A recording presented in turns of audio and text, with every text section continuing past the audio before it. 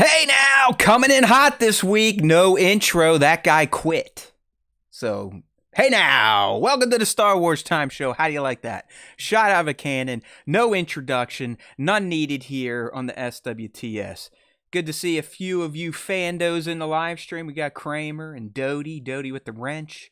He's number one, he's number two, he's number three. Everyone is a winner in the SWTS live stream. Don't forget, we got a poll up there, as we've had for the past few weeks while we break down Alien Earth. Tonight we're doing episode 6.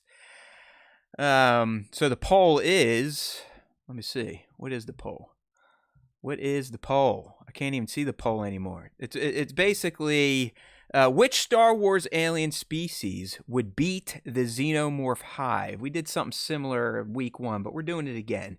Because our crossover segment, as we've been doing since we started Alien Earth Breakdowns, is going to pit one of the toughest, most baddest ass SOB alien species from Star Wars, the Yuuzhan Vong, against our Xenomorph. So we're asking fans today in the live stream, which Star Wars alien species would beat the Xenomorph Hive? You can pick the Vong, the Rakatan, the Killiks, or Rakghouls. Let's go. All right, let's do this, my friends. Don't forget, we do the live stream at least through the end of Alien Earth. We're doing them 7:30 East, or as close as we can get Wednesdays, youtube.com/Star Wars Time Show. We will be having a schedule change once Alien Earth's over. I think Nick and I are going to take at least a week or two off. And then we will kind of figure out the future of the SWTS. I've been talking about this for the past few weeks. Young Nick has a new gig, so kudos to him. But that new gig requires him to work in office, and it's kind of broken the flow of the show, if you know what I mean. Hey there, Lee. Good to see you. So we've been talking. We're trying to figure out something, some new hybrid version of the Star Wars Time Show. And right now, I think in my head, it's going to be a little bit of give and take.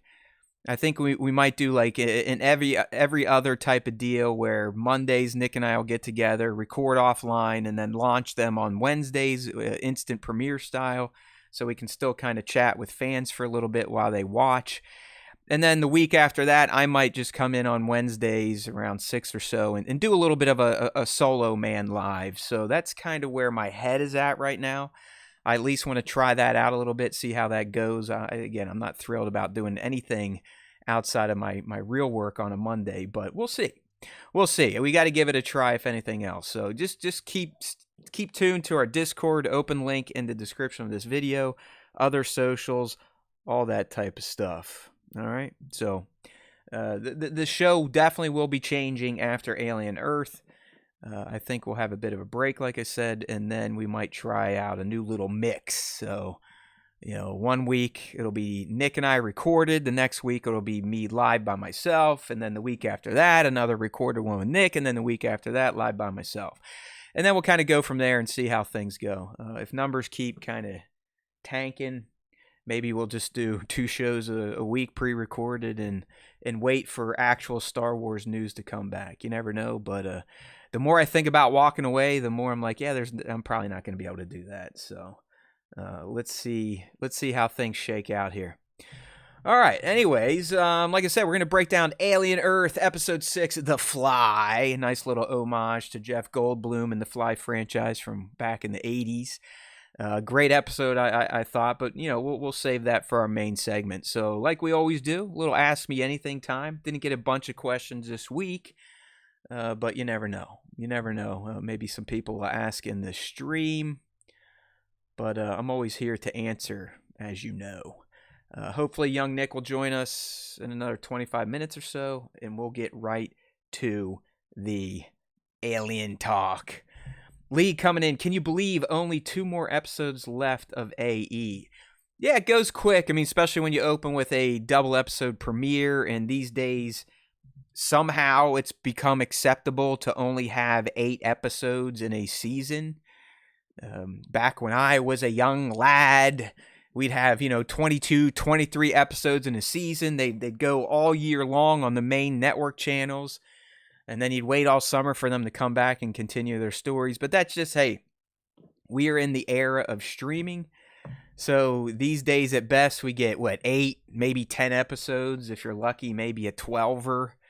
It kind of sucks. I mean, when you think about it, it's probably, I'd say around 8 to 9 hours of content. So not what we're used to when it comes to TV shows, but it's still high quality production, Alien Earth, and a lot of the other streaming shows too. They feel like movies broken up. So I guess there's that. It's expensive these days to make stuff for the talkie box. You know what I mean? League is saying no. She does not want to go back to 24 episodes. 10 to 12 is a nice balance. Yeah, listen, I don't know. I mean, I guess I'm just greedy. I want more, like Kylo Ren on the fields of Crate, shooting at his uncle, Ghost Luke. All right, fine, Kramer. You can team up with League on those that cadence. That works for me. All right, so let's get into some shiznat here, as they like to say. We're going to have a crossover segment too. You know, I know some people are always like, "Hey, dude, what's up? Why are you guys doing Alien?" Well, we're not just doing Alien. We've been doing a Star Wars crossover segment every freaking week. You know what I mean? So this week, we're going to kind of pit the Yuuzhan Vong versus Xenos. Mano e mano. Who's going to win? Is it going to be the biotech sporting Vong or the master killing machine in the Xenomorphs? We'll get there in a little bit. All right, but at this point in time, I think it's good time to break out. Ask me anything. Oh, League's got me going here. Yeah, but League, we bitch about this with Star Wars stuff. I mean, even some of these streamer shows, you're lucky to get an hour. You're lucky to get an hour. I mean, Alien Earth, they're clocking in an hour, but you got to sit through, 12 minutes of commercials? So it's just like the old days where, you'd have an hour-long show, but due to commercials, you're only getting 45 minutes or so. So, I mean, some of these streaming shows definitely are still right where network TV used to be. I know there's some that go a little over an hour. What was it? There's a series I just watched that had real long episodes. I know Stranger Things is one that does super long episodes. So who knows? Who we got in here? Prosthetic Head? All right, welcome, greetings. We got some Alien Earth breakdown coming for you. But first, we're going to do a little bit of Ask Me Anything. So let's go ahead and pop those questions up and see what the fans had to say here. Uh-oh, this one I might have to use ChatGPT right off the bat because you'll see here in a second the question I got. It's coming from the lovely Divided Skywalker, who's dealing with some personal stuff tonight. Thanks for reaching out, D. But Divided is asking, what's your best dad joke? I hate to tell you, but I'm not one of those dads that really does those types of jokes. I mean, I like to kid around and do stuff like that, but I'm not really into dad jokes. So let's go ahead and let's ask ChatGPT, what is your best dad joke, and see what my digital companion has to say. You know what I mean? Come on. All right, here you go, D. I got it for you. My writer, my joke writer, just came through. He slid it under the scanner so I can see it. Why don't graveyards ever get overcrowded? Anybody? Because people are dying to get in. Oh, that was a good dad joke. That was a good dad joke. Or yeah, let's get another one. How about another one? This is kind of fun. I'll just do AI generated dad jokes for the next 10 minutes. Why can't a nose be 12 inches long? Anyone? Because then it would be a foot. Badoo. I am killing it today, people. Thanks for that prompt, Divided Skywalker. It's fun to do the dad comedy. All right, so we'll leave it at that, right? Should we leave it at that, or should we do one more? Why not go for the triumvirate, just like our Sith friends from KOTOR 2? One more, my friend. Give me another one. All right, here we go. I only know 25 letters of the alphabet. I don't know why. Bam! We are on fire over here at the SWTS tonight with our dad jokes. Thanks for coming. Don't forget to tip your waitress. All right, so that's that. Let's move on to the next question and ask me anything. If you want to get involved, and I hope you do, because the questions have been dying out as we've shifted a bit from Star Wars to Alien. But please check us out on our socials. We're on Instagram, TikTok, YouTube. We got our Discord. We put the prompt up. You just got to ask the question, and it's probably going to make the show. All right, who do we got next here? League of Extraordinary Sixthers. Since being an AMC member, do you rewatch the films when they drop digitally for free? So I think what League is asking is, I am an AMC A-list member, which means I get to see 4 movies a week at an AMC theater. And I try to go at least 1 movie a week. I did not make one last week because really nothing to see that fit my schedule. But yeah, League, I mean, a lot of times I do because, you know, I've got a kid, got a wife. Sometimes the kid can't go to the movies I want to go to, so the wife and kid will stay home because my wife's fantastic. And I'll go by myself. And sometimes I'm seeing movies that I know my wife would want to see. So when it does release digitally, if I have the platform, then yeah, I'll rewatch it. I have not done so with Thunderbolts yet, and I think there was one other, but a lot of the ones I go see by myself through AMC A-list, I definitely will watch again when they're free. Sinners is probably the most recent that comes to mind. I love that in theaters, and then when it hit Max, I definitely check that out. All right. You know, I'm going to do a movie tomorrow. I hate missing movies, but it's just like this month. I mean, it always happens in September. You know, the summer blockbusters are dying out. Then they don't want to blow their load before the fall schedule, the winter movie hit, you know, rushing in just to get in time for Oscars evals. But I think I'm going to go check out our buddy Luke Skywalker in real life, Mark Hamill's The Long Walk. I would think it's based on a Stephen King novel. So I'm definitely going to go check that shite out tomorrow, hopefully. Do a little therapy and then roll over and watch a movie about a post-apocalyptic world where they make people walk at a 3-mile-an-hour pace, and once they slow down or stop, they get killed. Very uplifting. Very good for the soul, if you know what I mean. All right, next question coming from our man, Mac, a.k.a. Mike Kramer, the football guru, the football savant, the football addict. He's always coming at us with football questions, and it's no different this week. He's saying, thoughts on Aaron Rodgers' performance on Sunday? What can I say, Kramer? It surprised me, and I've said this day one. I'm not a huge fan of Aaron Rodgers as a human. I really am not. I do not like conspiracy theorists. I don't like people that think they're scientists or doctors just because they read research. That really means nothing. I believe in these people that have spent years and years in school and then decades doing the work. So that's neither here nor there. I mean, Aaron Rodgers, whatever. As a human, not my favorite. What they did on Sunday with him, 4 touchdowns, almost 300 yards, fantastic. I said this from the onset when they picked him up. I'm like, I'm good. I'm good because he's either gonna play way out of his ass and go nuts in his last year and pull something amazing off and maybe win them a playoff game, or dare I say, get him to the AFC Championship or the Super Bowl. I doubt it because their offensive line sucks. But anyways, if he's good, he's good. It doesn't hurt me. But if he's bad, it helps me too. Because then maybe we'll get some shakeups in the Steelers front office. Maybe Tomlin will finally get a chink in his armor. So I'm good either way. If he keeps playing the way he's playing, so be it. I'm not going to complain. Although I don't think it's sustainable because the offensive line is terrible. Steelers only rushed for 53 yards against the Jets, gave up 5 sacks. Broderick Jones, their left tackle, basically just does lookout blocks nonstop. So I don't think it's going to keep up. But hey, if he keeps playing out of his mind, then good for me. All right, then he follows up, Kramer, that is, saying, how did you do in fantasy football? I won. I kicked ass. I have Bijan on my team, so when you have a running back score almost 40 points, you're pretty much a shoe in the win.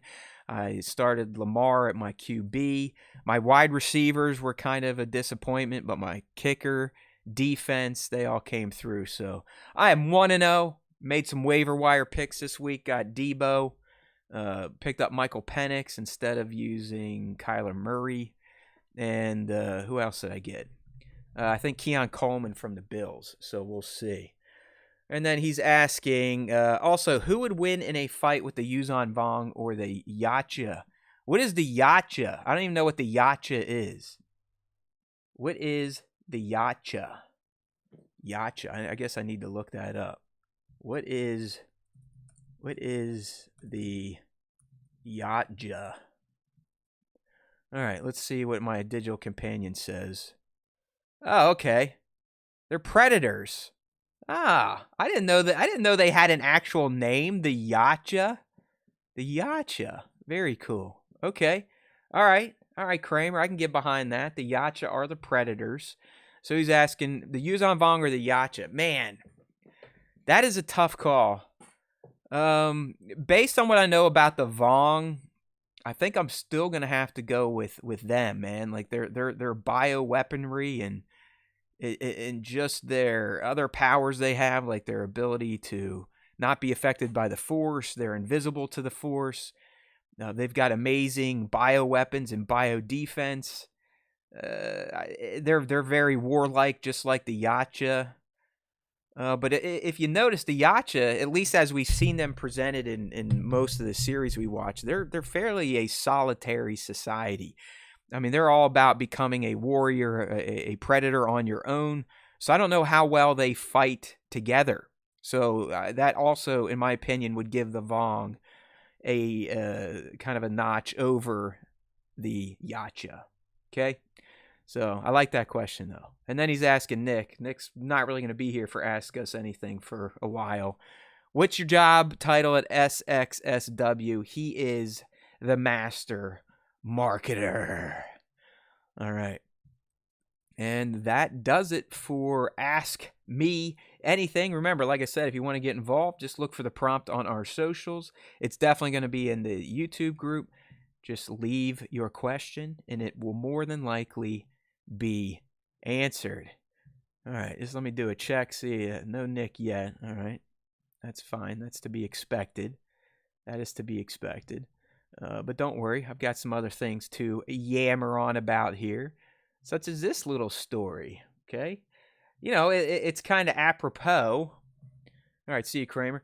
That we get a little story about Sigourney Weaver talking about her upcoming Star Wars role and confirming that someone pretty big in the Star Wars universe and in Hollywood in general is actually going to be in The Mandalorian Grogu.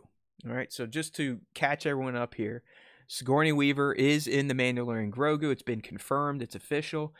I believe she's playing like a commander or a captain in the New Republic Navy. And it sounds like she is going to be the one that is dealing out missions to Din and Grogu.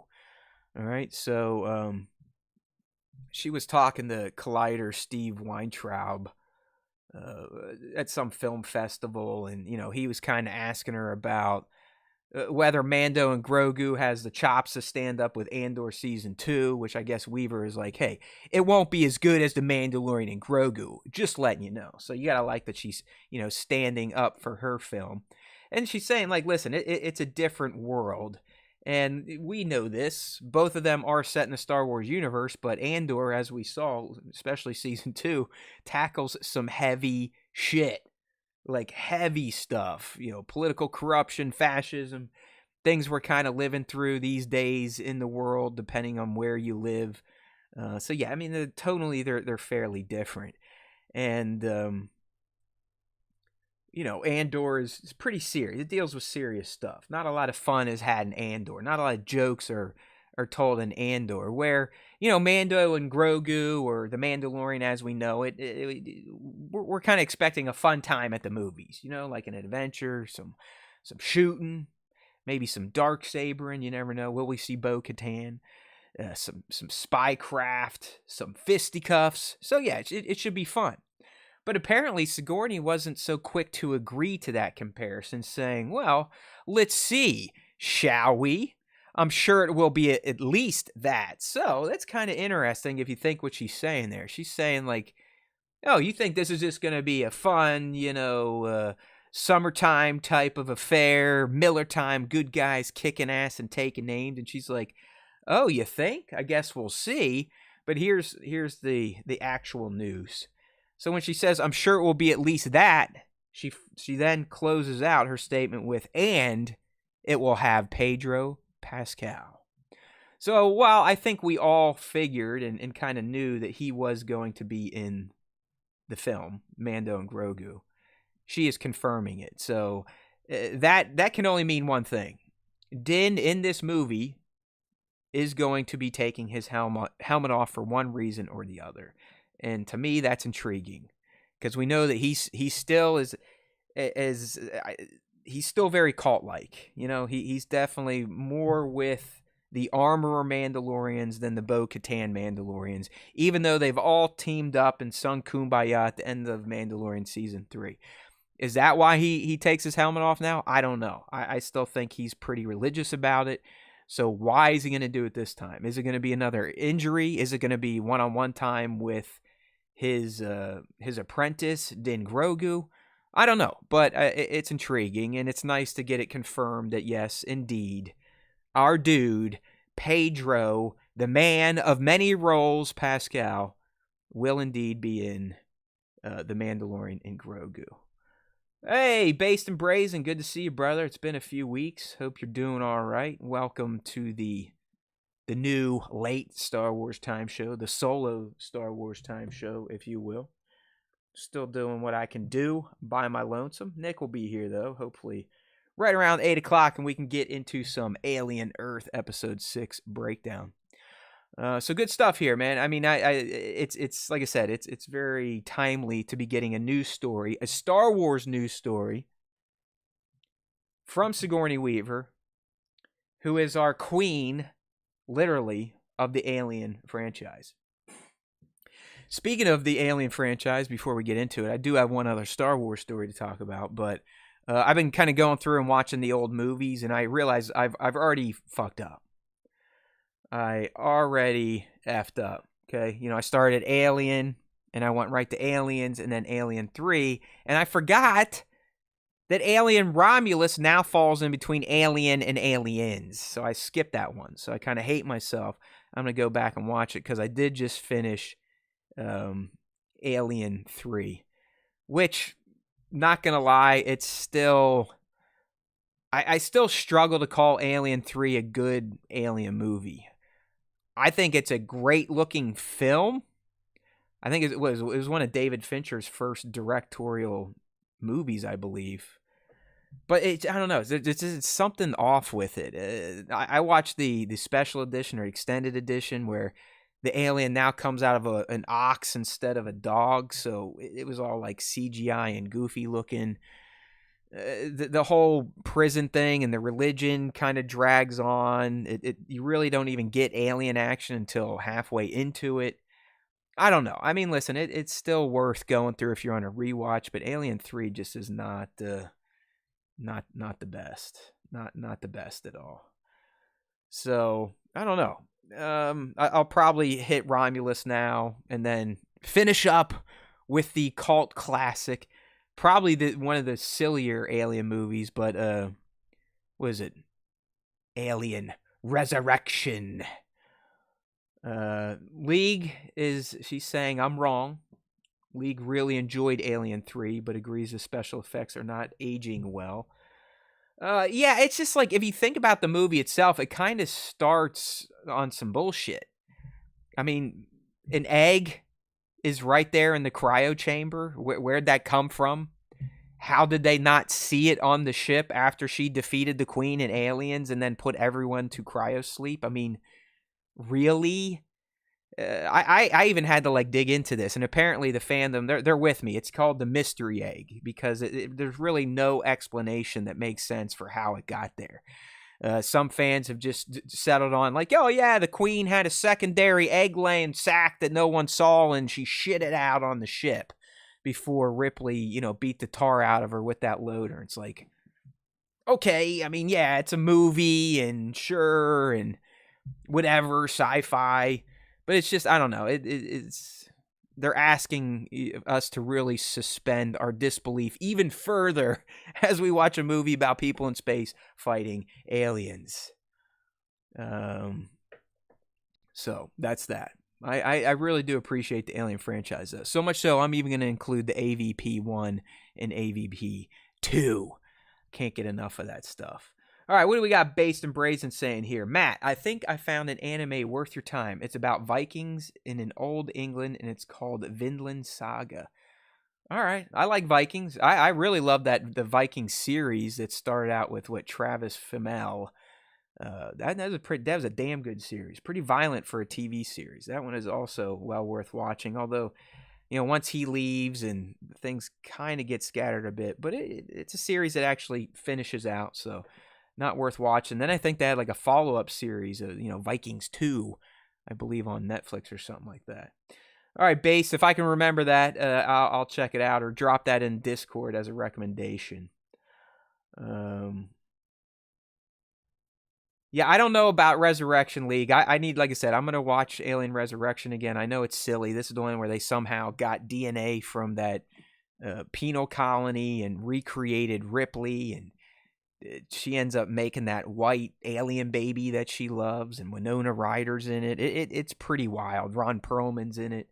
We'll see. It's been so long since I watched that one, I can't remember how zany it is, but I'd imagine Resurrection is still considered the overall worst proper alien movie. So we'll see. We shall see.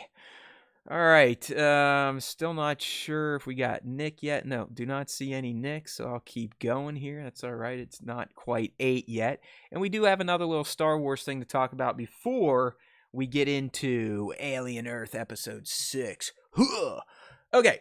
So this one's pretty, I don't know. I don't know where we want to take this. I don't know what Tony's doing. I tend to trust Lord Gilroy, the creator of Andor. I mean, the dude has given us no reason to not believe what he's saying or not believe what he knows about things going on at Lucasfilm. He seems to be pretty transparent, and he doesn't seem to be one of those humans that screws around with, bullshit with the media, like teasing stories just to generate hype. So here's what he had to say. I guess he was talking on a podcast somewhere, and he said, there's some things that Lucasfilm is building that are really unusual, I think. And I think that lesson of letting your freak flag fly is being taken to heart. So you got to wonder, like, what the hell does that even mean? Really unusual things being worked on in terms of Star Wars projects over at Lucasfilm. It's intriguing to say the least. It definitely, tickles my taint, as they say. It excites my nipples, as they say. But what could he mean? I know, what was it, like 2 or 3 months ago, I think, when we were talking about Andor, he popped off again. Like, he's like, yeah, I think Lucasfilm is developing some sort of Star Wars horror project. Is it zombie troopers? I don't know. But maybe that's also what he was hinting at when he said they're doing some really unusual things and they're letting their freak flag fly. So what else could they be getting into? I just don't know. I mean, is it just the horror project? Is it something different? Like a Star Wars What If? What if they did a live action What If? I mean, that would be freaking great, but that'll never happen. So, horror project, a What If. Apparently in the interview, Tony mentioned something like Vel and Clea from Andor doing some sort of Nazi Hunter spin-off series set after Return of the Jedi with Dedra as a Hannibal Lecter type character. That would be so cool. I mean, really, think about that.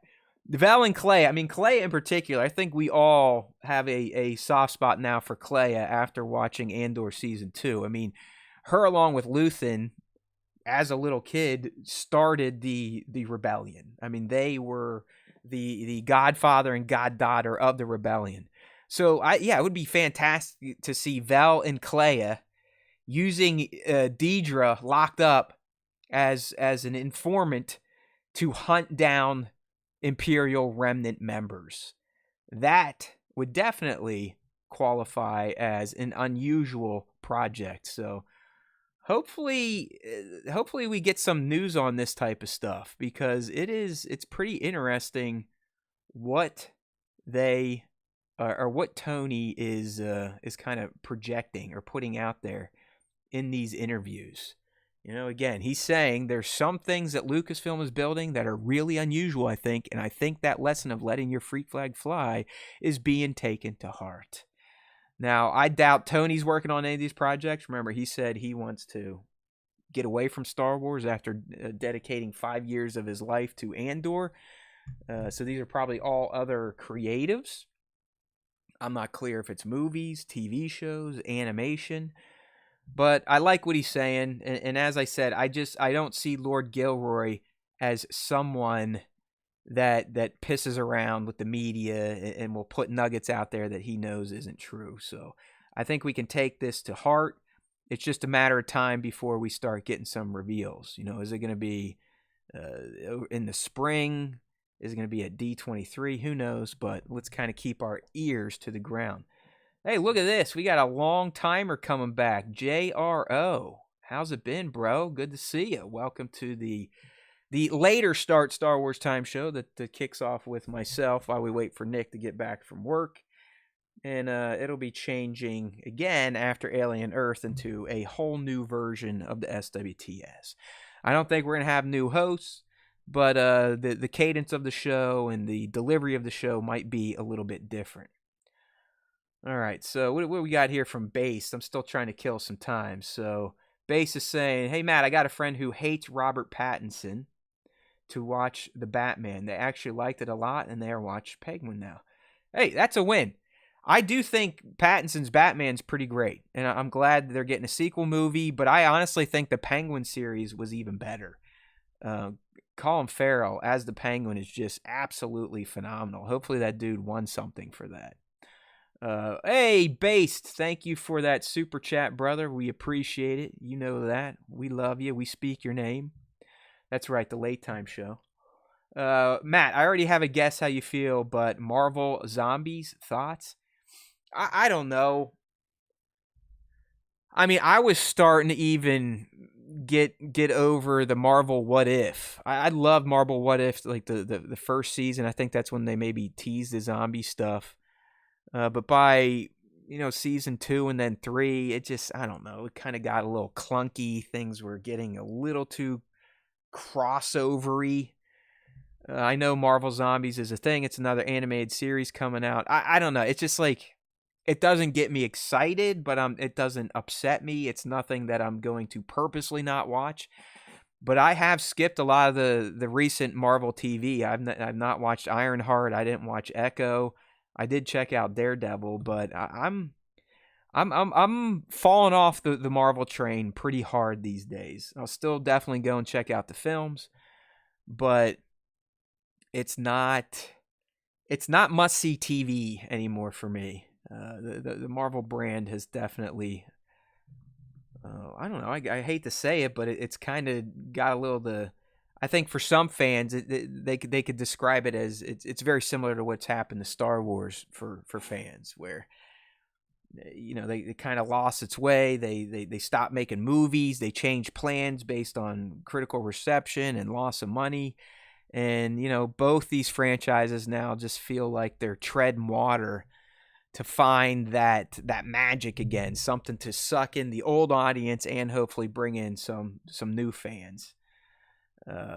So yeah, like Based is saying here in the live stream chat, it's DC's time to shine. The OG. I'm with you, man. I've always been a DC guy first and foremost. They were number one. I mean, come on. Are there two bigger comic book characters on the planet than Superman and Batman? Get some. I know young Nick hates the soups, but he's not here, so we can just sit there and talk shit. But yeah, I mean, I obviously love Gunn's Superman. I was a big fan of Peacemaker. I've not watched Peacemaker Season 2, but I'm sure it's pretty good. and I've heard there might be a pretty massive cameo to end things out. So hopefully DC does kind of fill the void of Star Wars and Marvel these days. All right. Still no. Uh-oh. All right. I think we got him. So let's go ahead and click on over. There he is. Young Nick has joined the show. How's it going? All right, not bad. Just working, He is a busy man on Wednesdays. That's why I was kind of telling him where we might be going in the future to alleviate these long nights for young Nick and myself. And hey, we got this week and 2 more, and then we're gonna plan out the future of the show. We've been powwowing at the end of shows to kind of figure out what we want to do. Nick has an idea.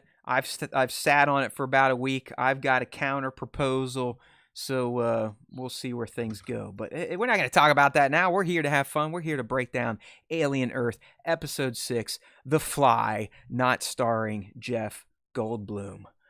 Look at this. Nick, Based and Brazen, has refound the show after our shift to 7:30, so it's been nice having him back in here.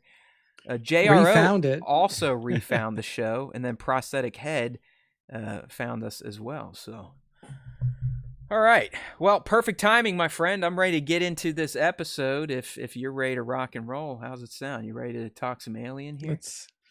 Let's do it. Let's talk. Right. Let's see what's going on in this show. Let's get it. Let's get the slideshow going. Like I said, I just have a slideshow playing as we talk. It's too difficult to load up screens anymore. I'm getting old and lazy, so we're just gonna let this thing every 10 seconds or so scroll through some of the screens, some of the stills from Alien Earth Episode 6. Well, Nick, since I've been talking for about 38 minutes, I'm going to take a little bit of break, and why don't you go ahead and lay down your initial thoughts, your review of The Fly. What'd you think about this one? We're finally back to the present timeline, no more flashbacks. What say you? Yeah, I mean, I thought it was, kind of interesting. I feel like this was another relatively slow episode. Not a ton of action. Obviously, we get the conversation between Yutani and Cavalier and see how that comes to. That's a great scene. Yeah, like how it comes to an end. So obviously we'll be talking spoilers here. So if you haven't seen it, spoiler alert. Bingo. But yeah, I mean, it was very interesting to see how that conversation went down, and essentially, like, Cavalier pulls out the legal workaround, and it's like, look, I agree with everything you say. Legally, I have a 6-week quarantine period where we need everything to be, corporate law, bro. Corporate law. We got to follow those rules and regulations. So it was really interesting seeing how that went down. And then ultimately, like, how the situation between Yutani and Cavalier is resolved. I'm sure that Yutani is not going to take that lying down, and we obviously know that Morrow is still like he's ready for war, bro. I mean, they're going to strike that island. I mean, I mean, that was probably her plan all along, going into those negotiations. Like, oh yeah, I'll sit there and deal with this guy just to make the corporate overlords happy, but I'm attacking this fuck. Yeah. I mean, I just don't think that there's any chance that like this is the end of the situation between Cavalier and just and 20 Yutani. billion extra, right? It's just 20 billion. Yeah. And it's like they said those numbers with like no it's $10 reservation. Like, yeah, it's like 50 billion. She's like, 20 billion on top of what what's already happening. Like, it's just like, it was pretty crazy to see the numbers that they were throwing around. Obviously, this is in a world and Earth where, honestly, which we're moving towards, where corporations just kind of run everything. Yeah, their cash the whole galaxy, unlimited.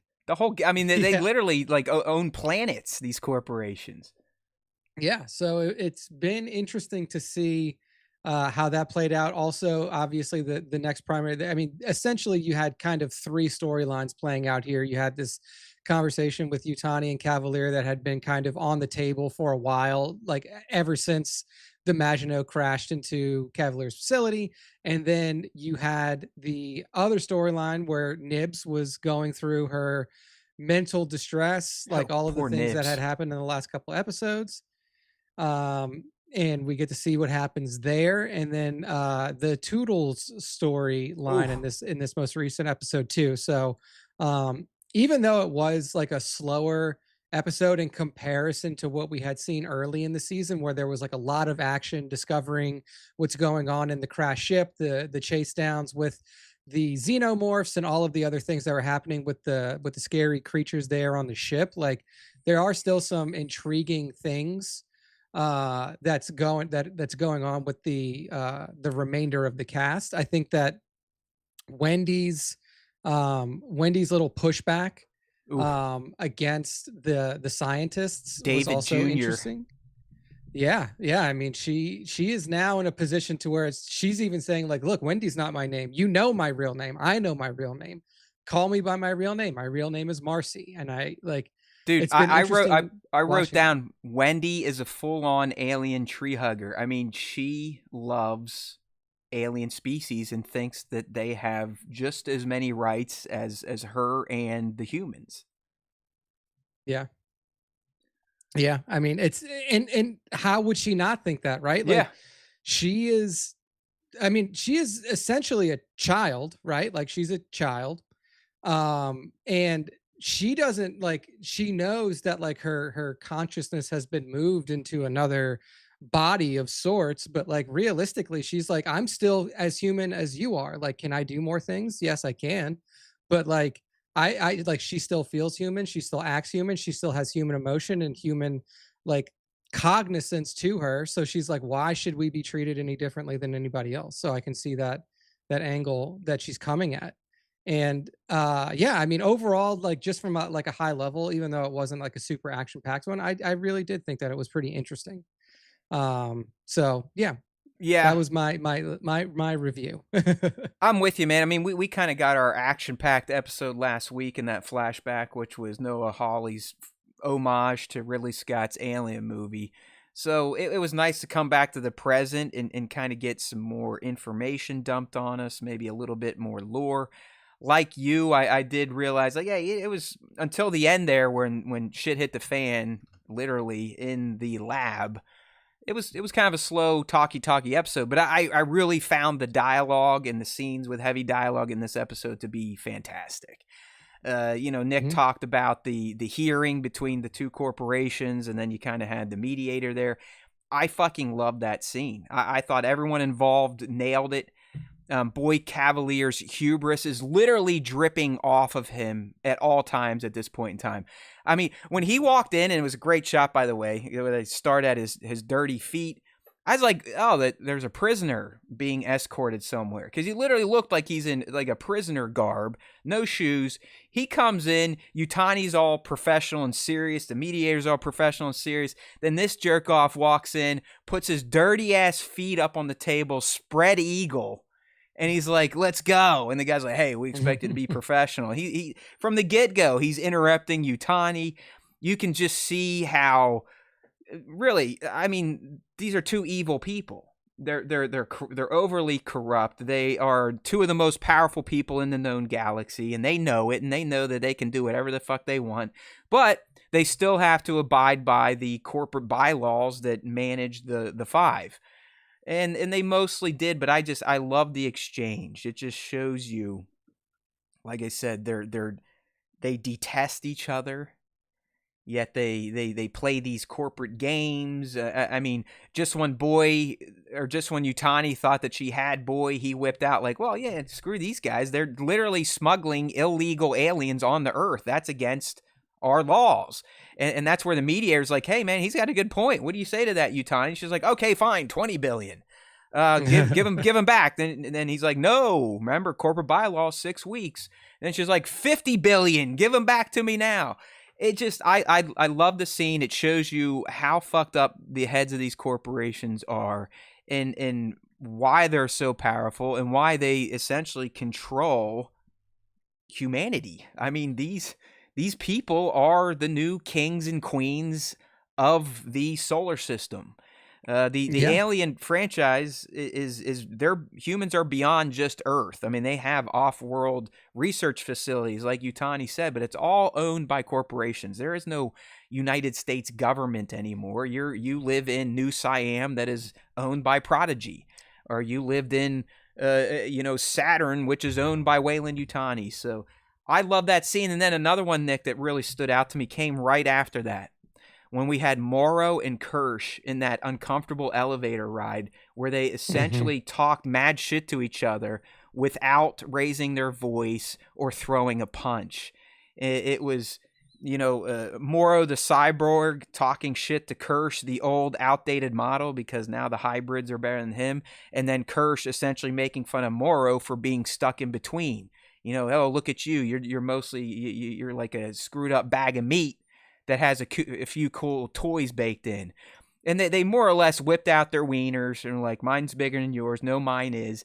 And it's inevitable at this point in time that these two are going to have a showdown, right, Nick? I mean, we're going to have a Kirsch v. Morrow battle, and I wonder who comes out on top. What do you think? Yeah, I mean, if you really look at it, between those two, I mean, we've seen the capability, or at least some of the capability, of Morrow already. Like, he's got an arm blade. We know that he's got some cybernetics that help him with combat. We know that he is very, very proficient with weaponry of multiple different types. We don't know anything about Kirsch's combat capability. Does he have hand-mounted cannon on his arm? Does he have the blade like Morrow does? So my initial thought is, like, because Morrow was essentially like a security officer anyway, and like his kind of directive and his whole job is like security, safety, and then obviously extermination, or retrieval of these species. Like, he has to know how to defend himself, and he has to know how to fight. We've Yeah. seen him do it before. And I just don't know if I don't know if Kirsch has that programming, right? Like, does he know how to fight? I assume that Yeah, you he would might. think, and obviously, I mean, he's not human at all, so he's going to have extra strength than Morrow, because Morrow does still have some fleshy parts. You probably can't kill Kirsch as easy as Morrow. I mean, Nick, I was talking before he came on. I just saw Alien 3, and there's a scene where she literally rips Bishop's, it's half his head and an arm out of a trash pile, and he still fires up and can think and compute and talk to her a little bit. So these damn androids in Alien are pretty resilient. But I'm telling you, people, it's inevitable. And we're going to talk more about Kirsch once I get through my mini review, because this guy, he has multiple ulterior motives, at least a major one based on how we saw him handle the end of this episode. So just to wrap my thoughts on it, I appreciated the pace. I think the dialogue scenes were great. The acting was fantastic. Wendy is super intriguing at this point in time. The whole ethical drama taking place with the Dame Sylvia and Arthur Sylvia, and how she kind of broke her ethics and he didn't. He ends up essentially becoming a martyr. He was the protective parent trying to help out his creations, even though slightly really fucked him over there. But I thought it was a great episode, and I can't wait for the end. I mean, I've been enjoying this series since the start. I don't think we've had a stinker yet, and they do keep kind of building things to where you're like, damn, I can't wait to see what happens next. I mean, Nick, you gotta love this week.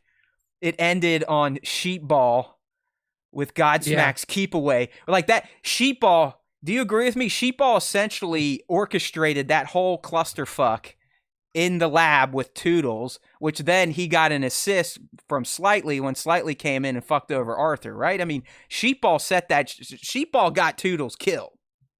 Yeah, absolutely. Absolutely. I mean, without a doubt, he got him killed. And like, this just kind of speaks to what we were thinking before, when initially the thought was like, oh well, they like, it wasn't clear whether the little eyeball was like trying to help the scientist in the lab, or was trying to Oh, distract her while the bug got out. it's clear now.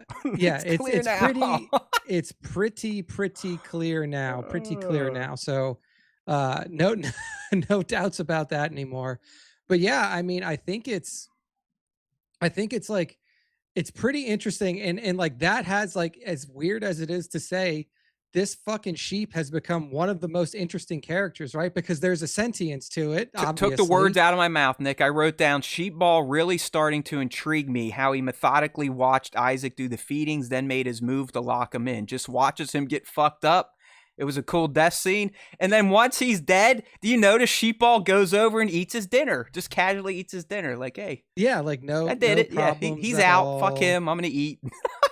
Yeah, like just super chill, no problems. It is like very interesting to like try to figure out, like, for lack of a better term, like the motivate the motivation of that character. I think it wants to Like get what out, right? I mean, it purposely was working on that fly cage, and we know now at least one of those flies is out and about. So, Nick, the more chaos in that lab, I think the more opportunity Sheepball is going to have to get out and potentially extract his or its revenge.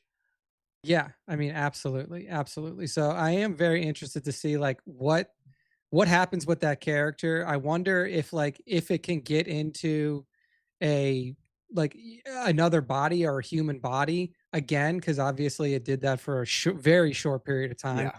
If it will ever speak in human terms and like reveal some of its motivations. Yeah. Um, Yeah, because did it talk as Shul or did it just grunt when it was the it just maintenance like guy? Yeah, like, I don't think it talked, like, it just kinda I can't grunted, and remember. then I can't obviously remember. when it, like, jumped on the Xeno's back, it was, like, trying to mimic the Xeno sound profile and things like that. So, um, yeah, it is just super interesting to see, like, what this character is up to, and, like, what its ultimate goal is, and how it's trying to achieve that goal. So, Yeah, yeah. I mean, you yeah. kind of want it to give us its manifesto, essentially, right? Like almost Yeah, I like, give it I a wanna soliloquy where understand. it's just like, "Hey, I am Sheepball. Fuck you guys for taking me away from my family. You shall die." Exactly. Give me some kind of motivation here. Give me something. I want to know. I want to know about you, sheepball. I need to know. I kind of like But this yeah, from it's League real quick, Nick. What do you think of that? I wonder if this is from League in the stream here. I wonder if Sheepball wanted the hybrid for itself, but the plan was ruined because of Arthur. I don't. Can Sheepball inhabit a machine body? I don't think so. I think it probably needs that's organics to lock into, right? that was kind of my same thought process as well. Because obviously we saw it try to jump at one of the hybrids in like episode 1 or 2, and it didn't happen because they were able to fight it off. But yeah, I would imagine that, like, in order to properly uh like to properly do whatever it is that it can do, like, you you need the organic material there. Like, it can't like interface with a fully cybernetic body, or at least that's what I would think.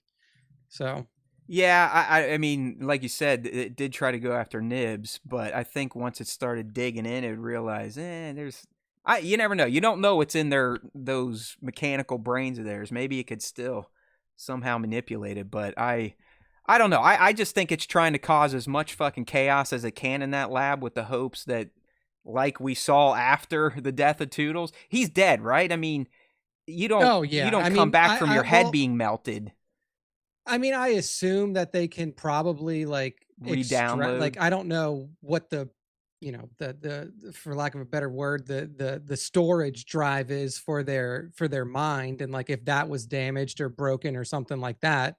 But I gotta imagine that, like, that body at the very least is unusable at this point. Like, I Yeah, I can't mean imagine that they can do they probably have anything a more with backup it. of their consciousness, but they need a whole other body, and I'm assuming these bodies probably cost couple trillion dollars. So who knows? But I think Toodles, aka Isaac, is toast. All right, let's kind of kick through some of the other things I wanted to talk about here. Actually, League had another question: is Wendy the oldest of the children? Um, I think she was 11 or 12, as most of them were, but she was a hybrid longer than the other ones, so she has a little bit more time to mature and start thinking critically, like you're saying, League. But while we're talking about Wendy, I mean, dude, how about her and the teen-omorph to kind of kick things off? I mean, they're just hanging out. It's like a pet to her.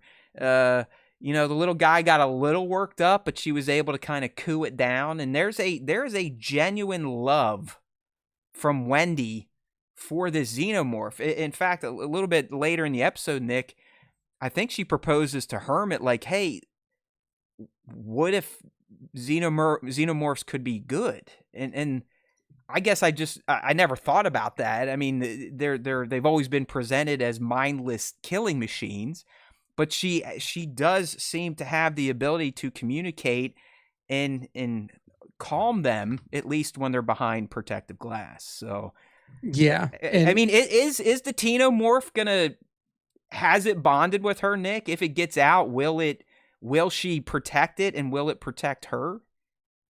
yeah, I mean, that's a really interesting question, right? Because then it comes down to like, what is ultimately the intelligence level of a Xenomorph, Exactly. and like, can it differentiate friend from foe, or like, is there even a friend foe relationship between like entities within a Xenomorph?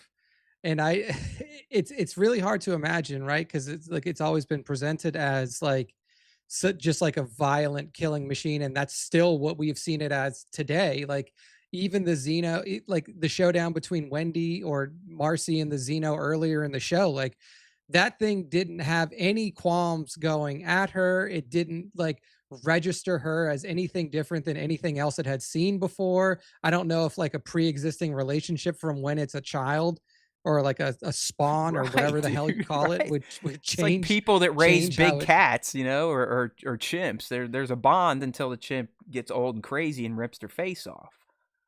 Yeah, I mean, I think that like a lot of, yeah, I mean, who knows what the relationship between Xeno and human can be if there's been a long-standing relationship. I don't imagine that they have the capability. Like, I look at Xenomorphs more like reptilian creatures, cold-blooded creatures, where they don't really have like a they don't really have as much of a discernment between like, oh, this person or this thing Yeah. raised me, as like warm-blooded mammalian creatures do. Like, you can build a bond with mammalian type creatures. With reptiles, it's much harder.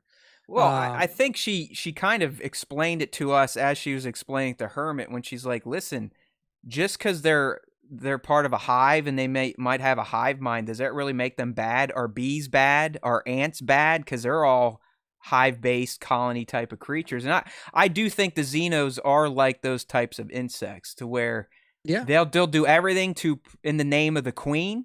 I mean, just Alien 3, I know you're not going to go back and watch it, but there's a reason Ripley does not get attacked when she's in the infirmary.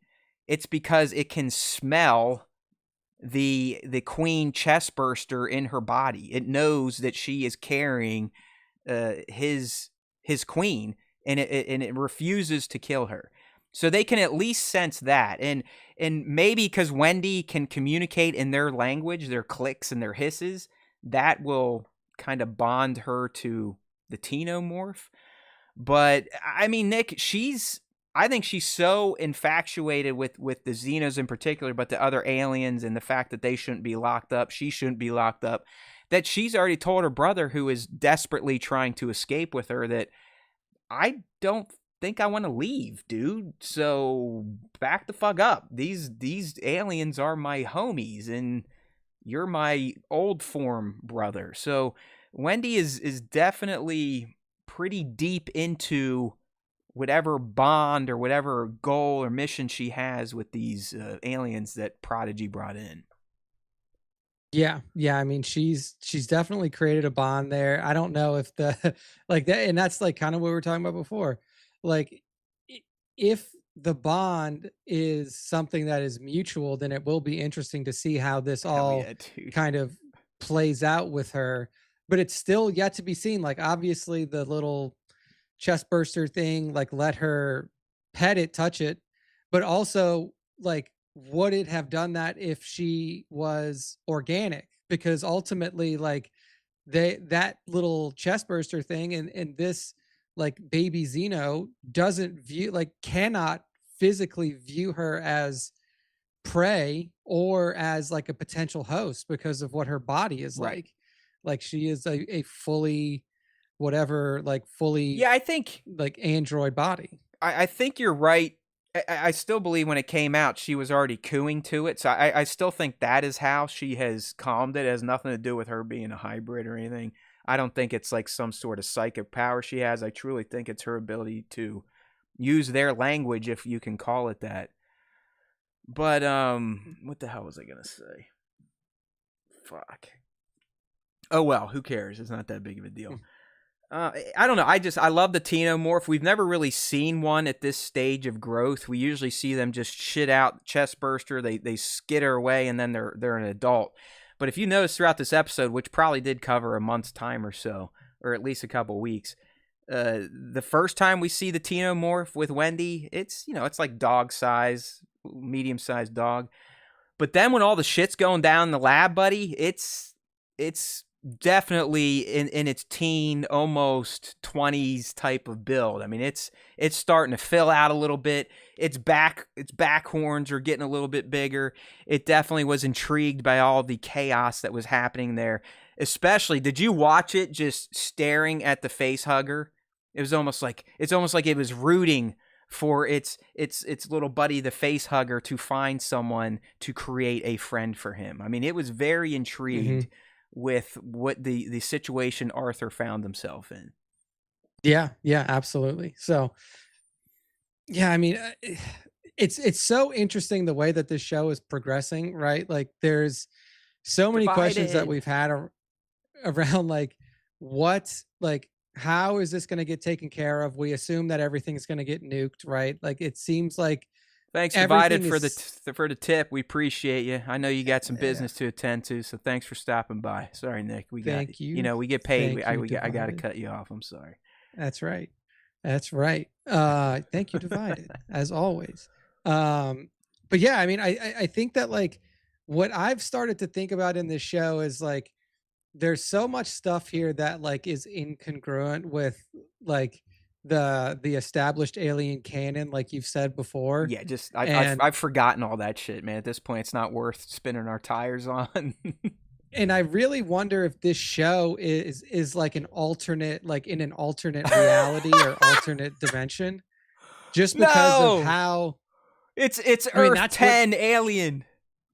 I mean, that's what they did with all three of the Star Trek movies. They were just like, look, I'm going to tell my own story the way that I want to tell it. And it's in an alternate dimension. So like, yeah, but didn't they show how that alternate dimension was at least created in the first JJ movie? Yeah, they did. Yeah. They did. And who knows, they might, but I do find it interesting that there's so much stuff in here that is like, that we're like, I wonder how this is gonna get fixed, or I wonder how this doesn't disseminate. And our answer is just like, they're gonna nuke the whole fucking thing, and then then that's it.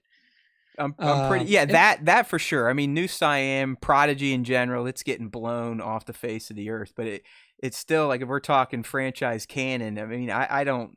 It's almost impossible at this point to stick with what was established in Prometheus and Covenant and say that has led to what's happening in Alien Earth, because it would take a lot of magic, a lot of story magic for that to line up. But it's okay. Like, I'm digging this show, and if it's ignoring the prequels, it seems like Ridley himself is ignoring finishing the prequels. So do they even count in the end?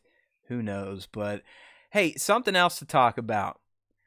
So, we talked about the Sylvias and the ethical conundrum that Adam put them in. Literally, his name is Atom. You gotta like that. The bald guy. Prodigy's kind of number one.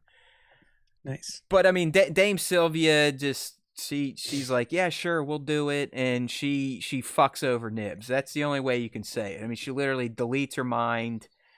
And what I want to ask you, did you find it odd that no one, including the Dame, prepped Wendy for what they did to Nibs? Because I wrote down in my journal, I mean, Wendy already screws Nibs up after she wakes up after the memory wipe by going like, what do you mean you don't remember that? What do you mean you didn't know you were pregnant? This, that, and then Nibs is like, what the fuck's going on with me? You know, it's like she's having a bad trip moment.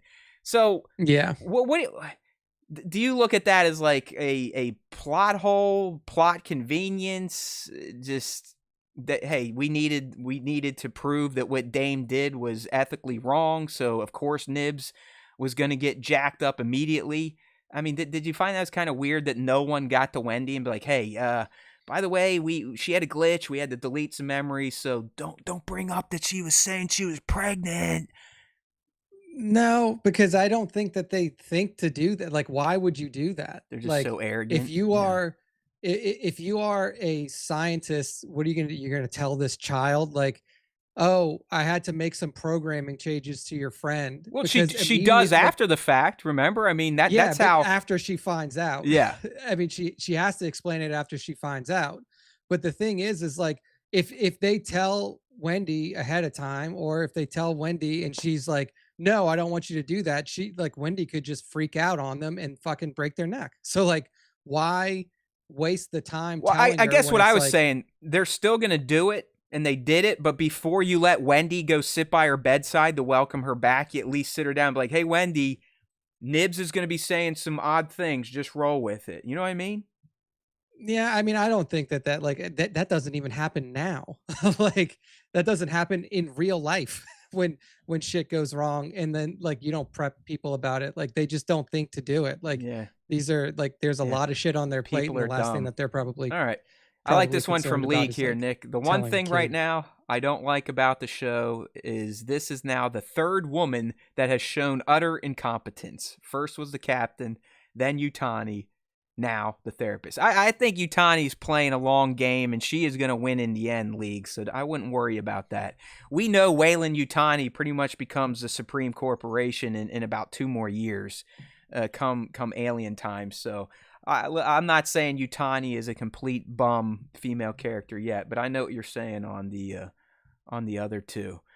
I guess, Nick, while we're still talking about Sylvia and Wendy and how Wendy found out, I actually thought that was a pretty insightful conversation. And it shows a lot. It shows where Wendy's mind is at and how she's starting to process those around her, those who created her. Because, Nick, at one point in time, when Sylvia was giving her all this shit trying to explain why she had to do what she did to Nibs, Wendy pretty much asked her, like, are you sure you're not what's wrong?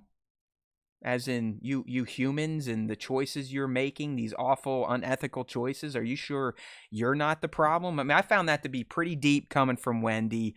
And it does feel like she's starting, very much like David, to resent, if not hate, definitely distrust humanity. Yeah. Yeah. I mean, I think that it makes sense for her, especially like, to see like, she's clearly the one that has like progressed further in terms of the like her intelligence and her understanding of like her position in like both within like the Cavalier Prodigy organization, and then like understanding what the expectations of her are from the staff there. And clearly she is a person that likes to make connections, and like, even at her young age, like 11, I think she was like third, like 11 at most, right? I think she was 11 years old. Like, she had like an intelligence about her that was a little bit more pronounced than the other kids, and now she's starting to really unlock some of that, like some of her autonomy. And you can see that coming through in conversations and how she interacts with the people around her. Like, she's obviously been put in a leadership position over all of the other hybrids. And then now she is like basically looked at as like a member of the Prodigy staff to a certain degree because of how much trust that they've put in her. So yeah, I mean, that conversation, it's not super surprising, given everything leading up to it, like her like showing love for the Xeno babies and stuff like that, her showing a lot of like a lot of persistence in finding her brother, Like she always seems to be like a little bit ahead of the curve. And I think in this instance, like she can see what's happening. She can see like you're using, like she now understands that like you're using all of us for what you want. Yeah. And if we don't do things the way that you want to, you think that you can just like get rid of us. But like, have you ever thought about the fact that like even though like I am created by you, that like I still am an equal to you? Like it is Well, she interesting. should be advanced. I mean, what Kirsch is like, hey, Hermit, your sister could invent FTL one day. Like that's Yeah. how capable her brain is now in this body. Do you think Wendy ends up taking out Boy, or does Boy fall to his hubris another way? Will Morrow take him out? Someone from Wayland Yutani, or does Wendy, for whatever reason, by the time we get to episode 8, is she the one that takes out Boy? Or do we even see it? I mean, I don't know if we're getting a season 2 or not, but if we're not, are we going to see the fall of New Siam and Prodigy by the end of this series? I mean, probably not, given how much time there's left, right? Yeah. There's only 2 episodes left. So be a huge mean, cliffhanger. Yeah. It's just, I mean, I guess unless Yutani right after that meeting is like, fuck it, just nuke them. But like, I assume that she's going to try to they want their extract shits. the specimens first. Yeah. Exactly. So like, they'll probably send in Morrow and whatever strike team that he wants to go in. And then likely what would happen is that, like Wendy's going to turn on him, which is going to like Hermit is fucked, because then like he's or she's going to be working for Yutani. And yeah, I mean, I don't think she works for anyone but Wendy. But when we're all said and done, I think Wendy's going to go do her own thing. She's going to do what she thinks is right and screw everyone else in her mind. Yeah. So I mean, in my opinion, I just don't think that I don't think that Wendy will be the one that kills him, but I do think that like it's likely going to be Morrow, and then Wendy will be involved with whatever is going on to get the Xenos out, because they're her friends, right? Yeah, she's going to add to the chaos that Morrow was talking about inflicting on the compound, 100%. All right. Absolutely. Well, speaking about Morrow and his insider, Slightly did Arthur dirty, didn't he? I mean, that was, I don't want to say it was hard to watch. It was like, Arthur is such a nice guy. He maintained his ethical standards. He was in there trying to help out Toodles, and Slightly, he's like, well, I didn't get Hermit, but I'm not going to let my mom die, so screw you, Arthur. And he just coldly watches him from outside, and then goes in and drags his body in at the last minute into the vent before the fly gets him. It's just, do you sort of feel bad for Slightly, or are you like, man, fuck you? I mean, ultimately, like I said, like with all of these, like ultimately they're children, and like they don't know what to do. Like they're making decisions that are life and death decisions, and they have the complex mental capacity of an 11-year-old child. Like I can't really be mad at him, right? Like this kid, and like I wouldn't even be mad at a person if they were, older and adults, because like he's under the impression that his family's dying. His family. Like, and even if you were our age and somebody's like, I'm gonna kill your family, like you're gonna make some decisions that you probably wouldn't in other circumstances. So, even more so because he's a kid. But like, I cannot. Yeah. There's a part of me is like, man, you little bitch, letting this guy work you over. But you are right. You bring up a good point. I wrote this down too.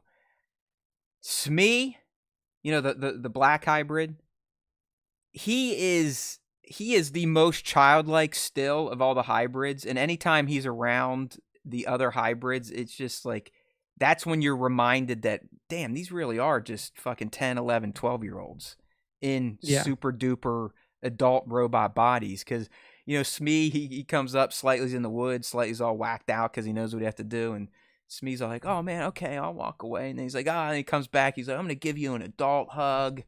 Then him and the other female, they're like playing in the water with a stick. It's just like Smee seems to be the character they chose. This is the one that we're gonna keep very childlike, to remind everyone that they may look like young adults, but these, as Nick reminded us all, these truly are kids. All right, I got two more little questions for you, and then we'll move into the crossover segment we have this week, the Yuuzhan Vong versus Xenos.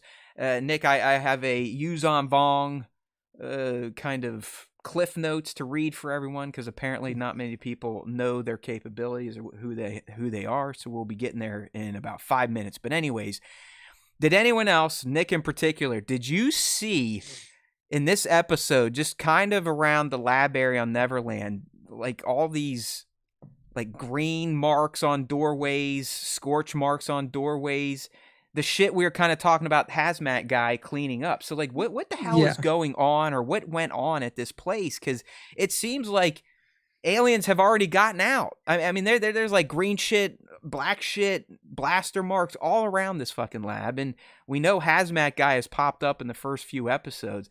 I'm sure it's a nothing burger, but I was still like, what happened here? Like, why is this place so fucking dirty? It looks like, aliens are shitting on the floor everywhere, or vomiting on the walls. I mean, what did you pick up on any of that? I mean, not much in this episode, but I do remember us talking about it in prior episodes. But yeah, I mean, I'm not really sure if there's like, obviously there's a bunch of experimentation going on there, and like they talked about that. Like, it's Wendy outside the lab. It's like, what happened here? Did something happen here? Did Boy have aliens before we met him in this franchise? I mean, it seems that, I don't know, it seems some shit has already gone down at Neverland that none of us know about outside of hazmat guy that's got to clean it all up. Yeah, I don't know. Yeah, I don't know. Okay, here's the last one. We'll kind of end here. But did you notice, Kirsch was on the ship returning home with Boy, but he's watching on his iPad. He can see everything. Did you notice he watched the entire slightly betrayal play out and did absolutely nothing about it? It's not, I mean, he could have tapped right into any of the hybrids, be like, yo, get in there and fucking stop this. No. And then when Boy's like, hey, man, what's going on? We good? And he's like, yeah, everything's perfect. So what is his motivation, dude? Like, what is Kirsch? Is he also David-like and just wants to see what the aliens will do when they're unchecked? Or does he hate Boy so much? Is he a Weyland-Yutani plant after all? I mean, what the fuck's going on with Kirsch?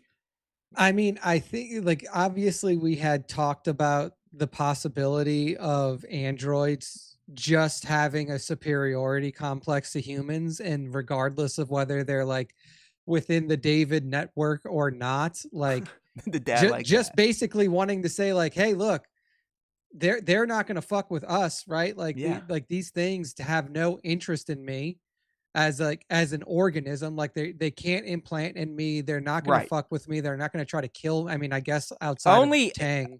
Only if they, you kind of broke my point, but I was going to say, it seems they only attack androids if they get in their way. Because like you said, Xenos, they do know what they have to do. The soldiers know what they have to do. They got to get fucking bodies to bring back to the cocoon that can then be impregnated. Like, I know Alien 3, that he's just a cold-blooded. He was just murdering everyone. There was nothing to bring back. But that's typically what they did in Aliens. They would cocoon up and try to bring hosts in. So they know androids can't produce that. But it did feel like they'd only fuck them up if they got in their way. But you highlighted the Tang moment, so there is that. I will say that the Tang one still just doesn't make a ton of sense. No. Like, we haven't seen anyone, like any other situation like that happen before between an android and a Xeno. So that one is like a bit of an outlier. But I really do think that androids are just like, we deal with humans now because we have to, and because they are like our, like to a certain degree, like our creators. But I feel like they are more or less ambivalent about whether humans survive as a species. Yeah, I like that. If something is there to come in and say like, hey, we're gonna like these things are gonna wipe out humanity, they're like, all right, I'm not gonna stop you, I'm not gonna help you either, but like if you want to go for it. Like, these people were dicks anyways. I kind of feel like that's what Kirsch's stance is right now. He's just like, whatever, man. Like, he's clearly very scientific, so he is watching experiments play out in real time. He's not necessarily using the scientific method like he told Toodles to do, but maybe he is. I mean, it I guess it is a somewhat controlled experiment. So, all right. Yeah, I guess we'll see more next week what Kirsch's ultimate plans are, but I wouldn't be surprised if he is even it almost makes me feel like it's even more true that he's going to be a spy, that they had that scene with him and Morrow to really kind of set up a distraction, like, oh yeah, this guy fucking hates Morrow, hates Weyland-Yutani, he's all Prodigy. But when it comes down to it, he wasn't made by Prodigy. He was more than likely made by Weyland-Yutani. Could he be a deep plant? Could there be a switch that flips, that Yutani flips, that gets Kirsch to finally execute his deep cover? Just keep your eyes on that, people. All right, before we move into our fan segment, each week as we cover Alien Earth, we have promised to bring you a Star Wars crossover segment. This one was requested last week, so we ran with it. I've got a few other species that aren't just monsters that we might talk about depending on how long this goes. But we came up with Yuuzhan Vong versus a Xeno Hive. What would play out? Who would win? But first, Nick, let me give everyone a brief recap or reminder of who the Vong are. I know you know most of the stories. I had our AI companion just kind of summarize, where they came from, their biology, their offensive capabilities. So here we go real quick. Origins, they come from a distant galaxy, right, Nick? They had to leave their dying world after severing ties with their original god, the living planet Yuuzhan Vong. All right, these people, these aliens, these Yuuzhan Vong, their biology, they are immune to the Force. They're also invisible within it, meaning they cannot be detected, they cannot be seen, they will not show up in visions. Nothing can affect them Force-wise, which is why they gave the Jedi and Force users such a problem. They rely exclusively on biotech. So they have living ships, weapons, implants, armors. They don't believe in droids. They don't believe in machines. They all think it's heretical. Their culture is very fanatical and warlike, and they are a very religious society, and they worship gods. Check these gods out. Tied to pain, sacrifice, and conquest. They view pain as purification and practice ritual sacrification and body modification. So these are mean motherfuckers. I mean, they are a warlike culture. Their religion's based around war. And really, why they are such a big deal in Star Wars is because they show up during the New Republic era, I believe during the New Jedi Order series, okay, Legends books. And they more or less kicked the living shit out of the New Republic for a while. This is the race that kills Chewbacca. Okay? Chewbacca did die in Legends, believe it or not. And Nick, correct me if I'm wrong, he died protecting Anakin Solo or Anakin? Solo. Yeah. But Anakin Solo. Right, but the Vong ultimately end up killing Anakin Solo as well, right? During what I'm reading here, the Voxen campaign. I believe so. Yeah. Okay. I believe so. It has been a while since I've read this, but there was a lot of loss during that war. They're bad people. I mean, offensively, their ships are literally alive. They're all made of organic matter. They have bioweapons. They don't really have shields. Their shields absorb energy and can reflect it back. Like I said, they're immune to the Force. They're very fanatical. Their armor, it's literally crab armor, as I read, living shells that are resistant to blaster fire and lightsabers, so you're for damn sure they're blocking acid blood. These Dovin Basil shields apparently are pretty intense, and they're very good at war, as I read, Nick. They're very adaptive when it comes to warfare. They're fast learners. As soon as the Jedi would develop tactics to beat them, they would have countermeasures. So the Yuuzhan Vong are legit. They almost took out the New Republic just as it started. I mean, they took down multiple planets. They killed Chewbacca. They killed a Solo kid. They took over Coruscant. Literally took over Coruscant at one point in time. So now that you all know who these people are, what does a battle between the Vong and Xenos look like, Nick? Honestly, I think that it's not even particularly close. I mean, obviously, Xenos are just like killing machines, but I think that this is as close as you're going to get to a true killing machine that is sentient and like exactly, that is like intelligent and can strategize and knows how to use like warfare to its like top level use. So I think it's their that whole life, right? Is their whole life yeah, is hating, pain, and war. So yeah, I mean, legitimately, like, and they have perfected it to a degree that is like pretty frightening ultimately. So I think that the Vong really do just kind of like, obviously it's not like Xenos can't touch them. Like like Xenos would be able to, you know, brute hold their, I force mean, a I little wouldn't even bit. say hold their own. They get some kills and stuff like that, but like I think the Vong are just way too technologically advanced, and they have too much warfare knowledge to be handled by something that's essentially just like uh head first run directly at your ass until I kill you type of Yeah. enemy. I mean, Nick, could the Xenomorph even hurt a Vong? That would be like, I think that like the exposed skin, which is typically Like your only just head? like the head and hands and Yeah. feet, but I think that even That's about some it. of the like the Vong, like their hands and feet are also armored as well. Like it would be hard for them to really do anything to like to that like robotic armor, to that like specialized armor. But I guess if it's like if they catch them off guard, or if they like infiltrate, like somehow like infiltrate a base and get like an early jump on them, maybe so. But yeah, I think that this one's kind of a route. I think that the Vong really just like make easy work of it. Like the Vong are like predators, except they're a little bit more like they're like predators, except they're a little bit more organized in terms Okay. of their warfare I'm ability. glad you said that, because one of the AMAs this week, Kramer's asking, what about the Yautjas versus Xeno? I was like, what the fuck is a Yautja? And I looked it up. That's what predators are called, apparently. I had no Mm. clue.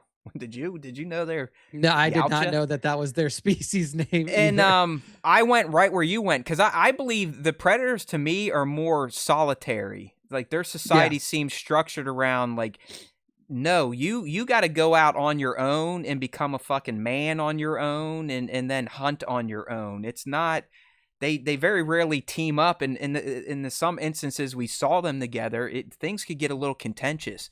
I mean, the only time we saw them kind of chilling and acting like a family or a tribe was the end of Predator 2, when Danny Glover's on their ship and they're like, you know what, fuck you, man, you took that guy out, that's impressive. Here's a flintlock pistol from Prey way back in the day, and we'll let you live. But I think the fact that it sounds like the Vong, they're very societal in Yeah. nature, right? And their culture is all about war and domination and pain. Not so much you got to go out and prove yourself. It's more like, no, we're going to go out and donkey stomp your faces, because that's who we are, and we like killing, we like feeling pain, we like death and destruction. So yeah, I think Vong would even work over the Predators. It'd probably be a better fight than against Xenos, because Predators, if they got their shit together, they could organize and strategize. But when it comes down to it, the Vong just sound like it. You really would need people with magical powers to ultimately take them out. Yeah. Yeah. I think so. I think so. All So right. yeah, Well, that was a good fun stuff. one. That was a fun one. We'll come up with another one next week. If you've got one, a Star Wars Alien crossover segment you'd like us to tackle, let us know now in the live stream chat, or if you're in our Discord, drop it in there and tag one of us to check it out. All right, well, it's time for the fan segment, and to wrap things up, we do it every week. We start with question of the week responses. Nick will love it this week. I think we have maybe one or two responses. So that'll be nice and quick. And then we also have our top five. So let me go ahead and get these screens up here so Nick can read our question. We asked the fans the same thing Nick and I just debated. Who would win in a battle between Xenos and the Yuuzhan Vong? All right. All right. So first up, we have Veer Melior 1, and he says the Vong win, no diff. So good stuff there. Mac Michael Kramer, he says, oh, that's tough. The Yuuzhan Vong win. And then Divided Skywalker, she says, can't wait to hear Matt and Nick tell us all about this species, because this isn't even ringing a bell for me right now. Please educate me, Well, Jedi Masters. Well, there you hey, go. you get There what you you go, pay for, Divided. Divided. I did that for you, and you're 555. So There thank you you. go. You So, got but yeah, I mean, learned. I will say that, the Yuuzhan Vong are definitely especially at this point, like a very far removed I mean, it's species from 22 Star years Wars. ago, right? Would have been the last Yeah, time they were in a book. So exactly. And it was like, again, like you just said, it was a book. We know how people feel about reading. prequel. It was And coming it's out a during the prequels too, so it probably was overlooked by a lot of younger fans and fans that weren't in the books. Clearly, Yeah, so, like, I think at that time, it's like, if you are seeing I mean, and this kind of is, like, what happened to me. It's like, watching the prequels again, like, or watching the prequels coming out after I had seen Star Wars already when I was, a little bit younger, like, I was, like, interested. I was like, "Oh, now I want, like, where's more Star Wars? Is there more Star Wars for me to see and to read?" And that's how I was introduced to a lot of these characters, because I was like, "Well, now that the movies are done," specifically after Episode 3 had come out, and I was like, "Man, there's no more." That's when I really dove headfirst into, like, the books and, like, just doing, like, deep Wikipedia research on things and everything like that. So, yeah, I mean, at this point though, it's Legends, it's 22 years old. Like, you don't even have like an easy way to find it if you don't know where it is, because the books aren't called like Star Wars Yuuzhan Vong War. It's the Dark Nest trilogy. So like you don't even really know what to yeah. look for if you're looking for it. Well, I'm gonna need some Um, help because I don't know if I revealed to you. I might have. I've started reading again for the oh, first there you time go. in over a decade, I'd say, and I'm starting with the foundation novels from Lord Asimov, the literally god of science fiction, and I'm liking Nice. it. I actually like. It's a real book too. Like it's you hold it in your hands and you flip pages and shit like that. You got to carry it with you. I didn't even do digital or audio. But I'm like, you know what? These people are right, man. Words and shit really are good. Like I forgot how fucking good a book can be, especially if it's in my wheelhouse. Like I love science fiction. It's just it's not even close. Science fiction, fantasy. I don't give me book recommendations on real shit or nonfiction or murder mystery. No, it's got to be dorky, nerdy, sci-fi, fantasy. So I picked up. I'm gonna work through Foundation. I picked up Dune 1 and I picked up Wheel of Time 1. But I'm Yeah. sitting here. I'm like, you know what? After all these decades and me making fun of it and poo pooing and sticking my nose up, as much as I'm enjoying reading these stories, I think I'm ready for Legends, man. I think I'm ready for your recommended reading order of the Prime Legends novels. I think I'm ready. It's going to take a while Yeah. because I got to get through Foundation, some of this other stuff first. But one of these days, I'm going to hit you up. I need to know what I need to do. Is it Bane? Is it this Darkness? Is it the Thrawn stuff? But I think I am ready. Yeah, yeah. I mean, definitely. Like, if you want to get to a point to where it's like, I want to see what happens in old Legends canon right after ROTJ, like what the fuck is going on there?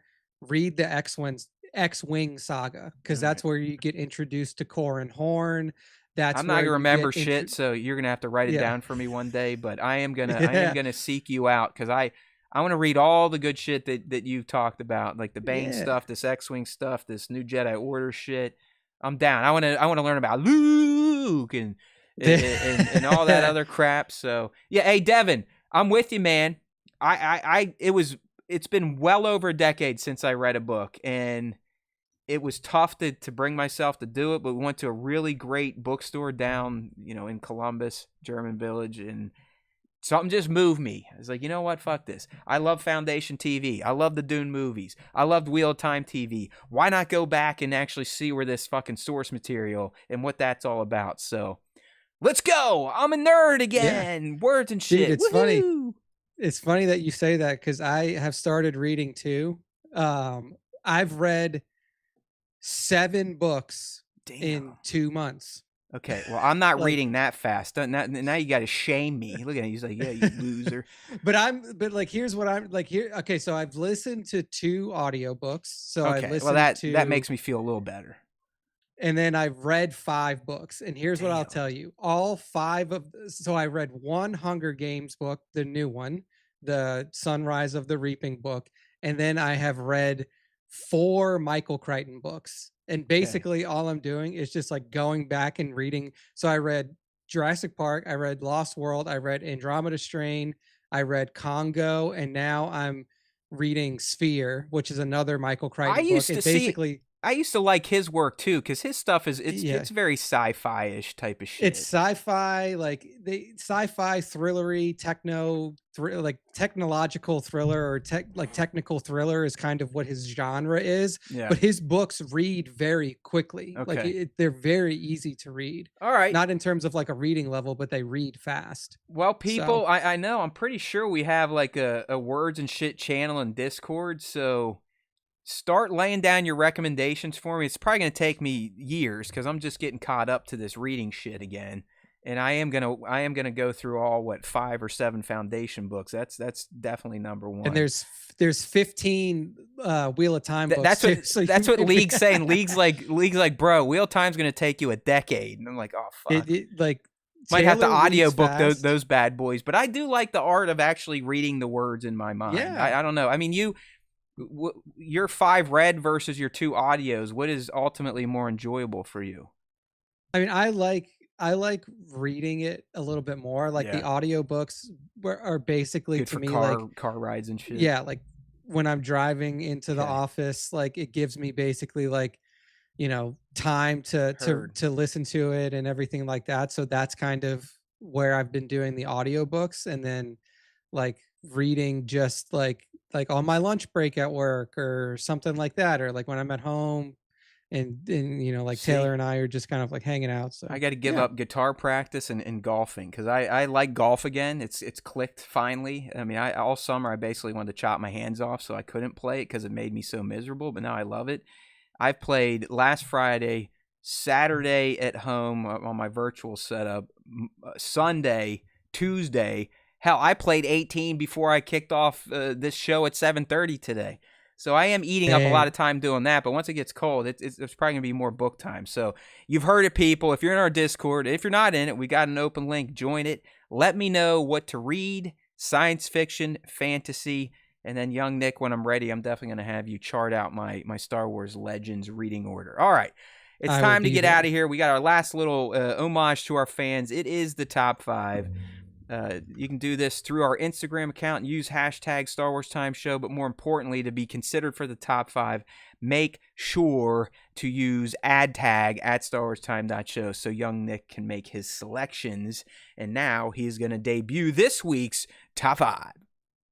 All right. To kick off the top 5 this week, let me get all these ads out the way. We got the Marco, THE_M.R. Did you see today, Nick? He literally dropped. I'm going to go to his account because this is a great shot, but the new one today was literally themed to our show, and he called it out. So, there we go. Do you see that? I mean, check that out. Shout out to my friends at StarWarsTime.show, Xenomorph and Vong. That would be a mixed tag team reaching for gold. So look at that. We got right. it. That's pretty cool, indeed. isn't it? That's pretty sick, man. And yeah, like I have been trying, and like there's obviously a lot of like crossover photos that I've seen recently between Alien and Star Wars because of Earth being out and everything like that. So I try to pull them, and then obviously Marco is a listener to the Star Wars Time Show. We appreciate the homage paid there with this shot here, Marco. And hey, we're gonna give you your time in the sun with this other one, which is showing our good buddy Mando Din Djarin taking on a Xenomorph. And guess what? It looks like Mando's pistol does the job, can penetrate that Xeno exoskeleton, and he is surviving. Looks like his Beskar armor was able to fend off any of the acid blood and stuff like that coming from the Xeno. Sick shot here from the Marco on Instagram. Very, very cool stuff. And then appreciate the shout out. Always cool. You gotta like that. You gotta like that someone actually pays attention to our content. It blew me away. I'm not lying. It blew me away. I was like, wow, that's awesome. All right. Next up. Oh shit. I had it on the wrong slide, but this is a fucking gem. There we go. This is a sick one. This is from JZHZ6669. JZHZ has just been pumping out incredible content for months and months now. We always have a feature of JZHZ every so often on the top 5, and this one here definitely earns its spot. We see Maul himself taking the throne, the Mandalorian throne, during his time as the I guess you would say the rightful leader of Mandalore, right? Yeah. Like when he No, I actually think became, this is like a scene remake from Rebels. yeah, yeah. So like you see Maul on the throne there, and not only did JZHZ get this Or fucking Clone sick Wars, shot, not Rebels, sorry. he was able to get it printed, give it to Sam There it Witwer. is. Sam signed it, and then he has it framed now. I mean, what a badass Pretty shot. sweet. What a badass setup here. I mean, JZHZ really made this one pop, stand out, look absolutely professional. Yeah, it's and then great. getting the signature of Maul himself, what else could you ask for?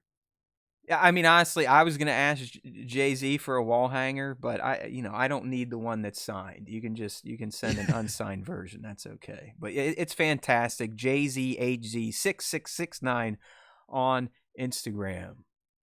That's right. Next up, we have Dank look at Ferric this. Toys. Dank is one of our faves.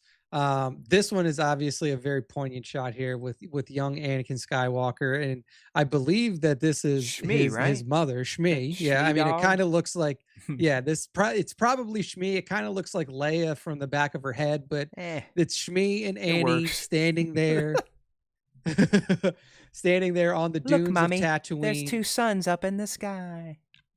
And it's all in, so like always in my heart, or always in your heart, is siempre en su corazón. And then You can read I that don't shit? I mean, like, I know some Spanish. I took Spanish when I took 5 years of Spanish when I was in high school, so some of it still sticks around in Don't my speak head. it when you're out in public these days, buddy.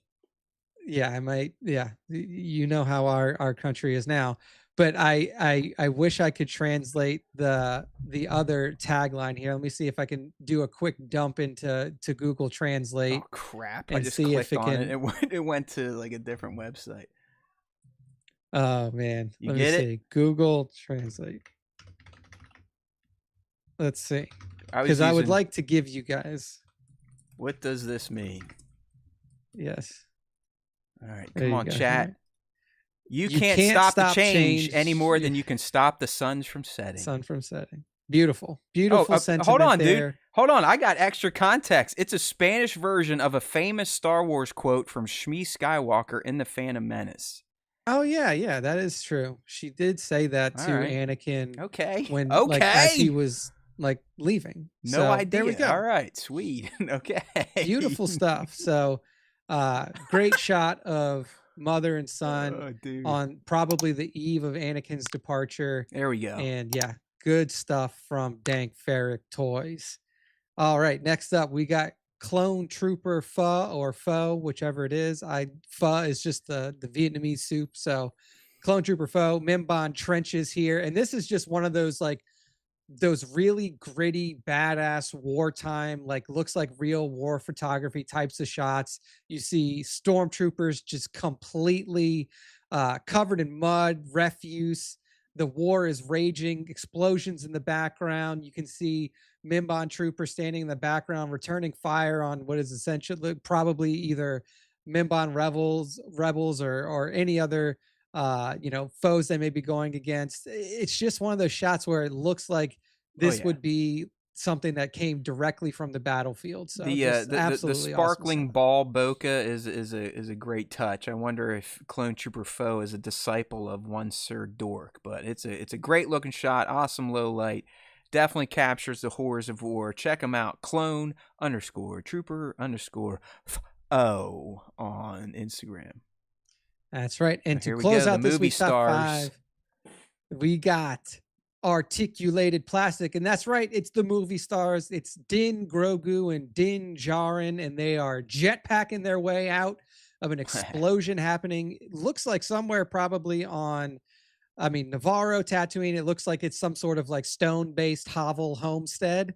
But yeah, this is just a sick ass shot. Like the flying, the posing for the flying on Din, little Grogu being tucked in the little messenger bag, the fire effects on both the jetpack and the lit up cotton balls in the background, giving you that like explosion effect. Absolutely sick looking shot here from articulated That is one of the plastic. greatest tricks of toy photography is the lit up cotton ball that kind of is like has gray or black coloring on it. I mean, just I'm looking Yep. at some of the raw shots here on the stream. It's such a good explosion effect. Practically, you gotta love it.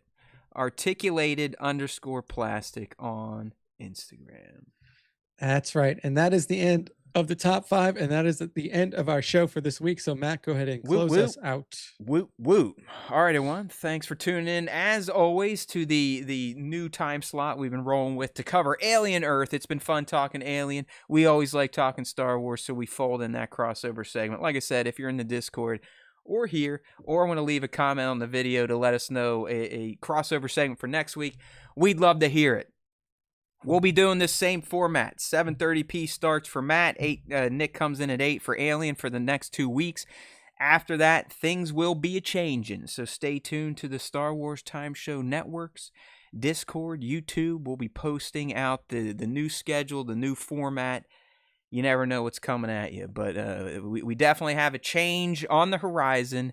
But until we get done with Alien Earth, we'll see you here next week, 7:30p Eastern. As close when we get Wednesday, youtube.com/Star Wars Time Show.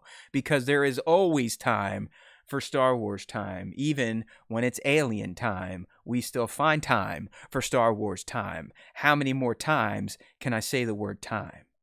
You know what I mean? All right, my friends. If you listen, if you watch to the Star Wars Time Show, the Force will be with you. Always.